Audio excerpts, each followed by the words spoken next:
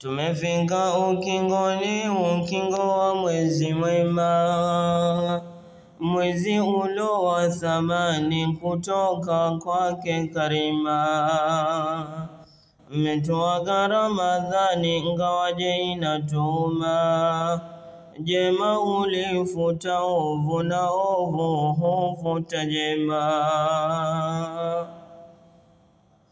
Kuisha kwa Ramadhani siwe mwisho wa ibada, tukarudi maasini kuyafanya kamada.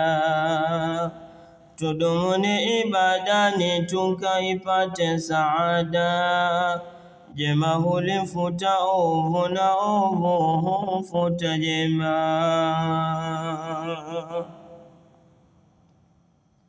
Sio wenda baharini pamoja naye Fatuma, umetoka kifungoni hivi ndo unavyosema, uko tayari kuzini kwenye siku ilo njema, jema hulifuta ovu na ovu hufuta jema.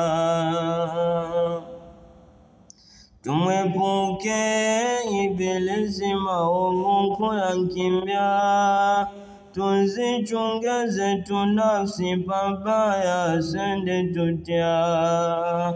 Tumuabudu Kudusi hunu ndo wangu wasia, jema hulifuta ovu na ovu hufuta jema.